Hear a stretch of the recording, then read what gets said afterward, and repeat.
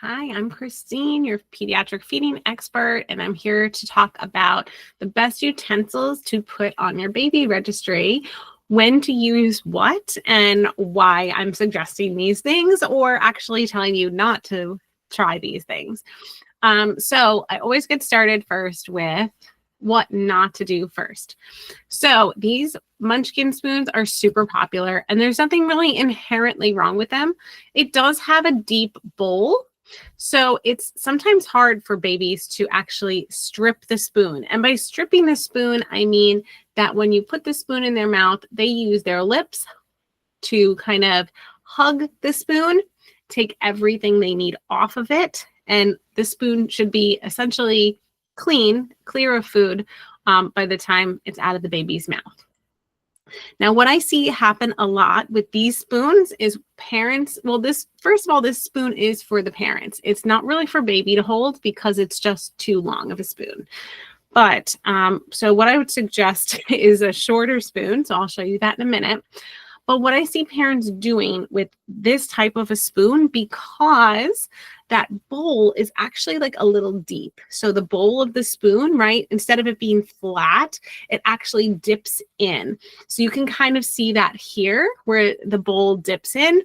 And that makes it a little bit harder for baby to strip the spoon. So what parents do is they will actually tilt the spoon like this and kind of scrape it against the top of the baby's mouth, which we really don't advise. We want baby to utilize their lips, bringing that top lip down to strip the spoon. Okay, so when we do this, you're doing all the work. Baby is not doing the work of getting that food off of the spoon. So spoons like this, I tend to avoid, even though they're super popular. This actually by the same brand, I'm sure you've seen these like kind of soft tipped spoons before.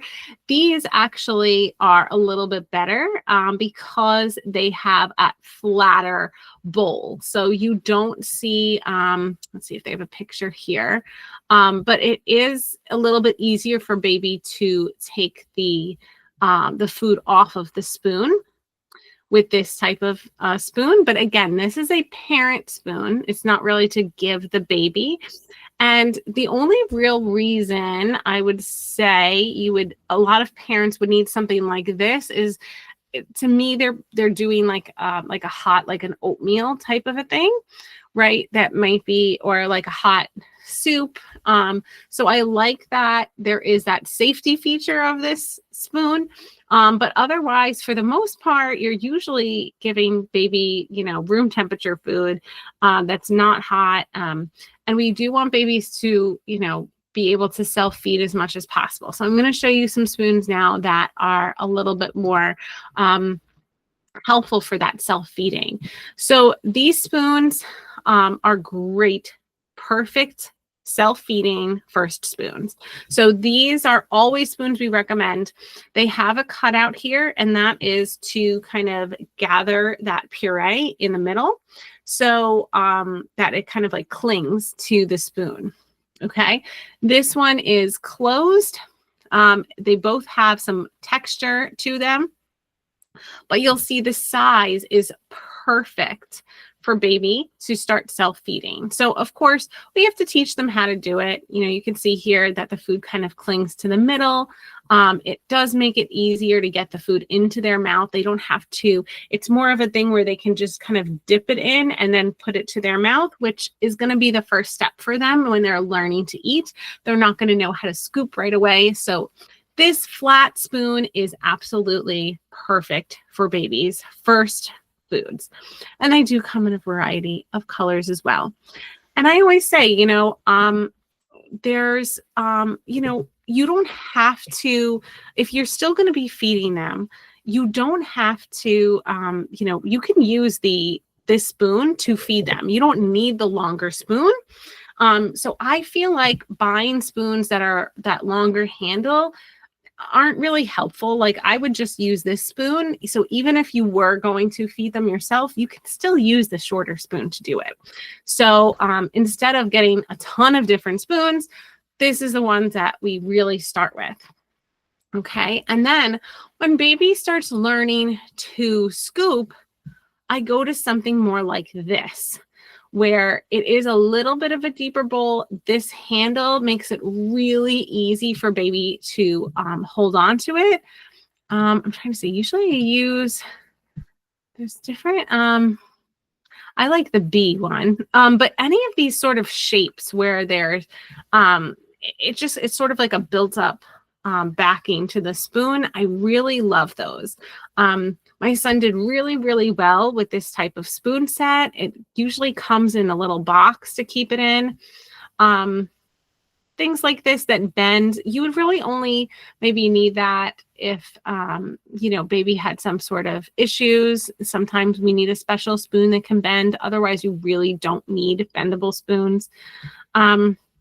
Same with things like this. I feel like these are really popular, but I feel like the bowl on these types of spoons is pretty deep, and babies still have a hard time. Yes, they won't choke, whatever, by putting the spoon back too far, but I find that they still have a hard time getting all of the food off of the spoon. So they still tend to do much better, with, where'd it go? With something like this, because their hand is taking up all of this space. So just the spoon is going in their mouth. So they really shouldn't be gagging on spoons and forks like this. Fork, of course. I feel like the fork needs a little bit more supervision, especially because it's a metal fork. But babies do learn to use these fairly quickly, because they practice eating all the time, right? This is another great spoon I love. It's really easy for baby to hold. It's that perfect size for them. The bowl is not deep, as you can see here. It holds a small amount, which is perfect for small mouths. A lot of times parents that use big spoons, it's just a little bit too big of a portion size. So I like to don't load up the spoon, keep it an appropriate size that fits on the spoon. These spoons are a certain size for a reason. So trying to overload the spoon to shovel food in is usually not advised. But this is a great one. It's made by the makers of the Chewy tubes, which we love Chewy tubes. We use them all the time. Okay, so again, just to wrap up, we like short handles. We like flatter spoons like this, ideally. We'd like babies to be self-feeding. Okay. We avoid things that are longer spoons. Those are more meant for the parents to do. And we want babies to be bringing the food to their mouth, ideally on their own as much as possible. But if you had to feed them yourself, you still can use these spoons. So I don't see a need for any of the longer handled ones. Especially ones with this deep bowl. I avoid those, right? And then there's just, where did it go? There's just, like stuff like this, like the, I've seen this, the Ola baby, I feel like it looks really cool. I don't see this as being really, helpful oral motor wise. I feel like it's just more looks aesthetically interesting and pleasing, but I don't really see any super big value to using it. They say it's for baby-led weaning. I don't see that as any sort of step in baby-led weaning. And I do have a different video where I'll talk about baby-led weaning tools. But honestly, if baby's learning to self-feed, again, the best ones here are the Num Num or this sensory one, or when they're ready to move to the metal ones, something like this. But we want to keep that handle really short. That Ola baby, it's just too long of a handle, I think, for babies. They won't be ready for something like that for some time.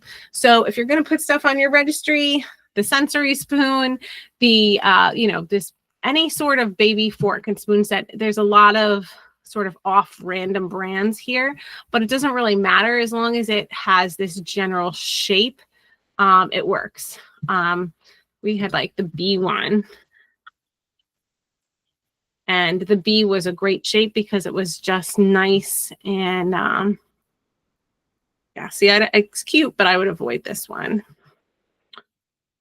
No, I don't see the little bee one. It was just like this, except instead of like whales, it was a bee. But same idea. It's like basically the same shape. You want that rounded shape, something easy for them to hold. Okay, so hopefully this was helpful and you can get these on your baby registry.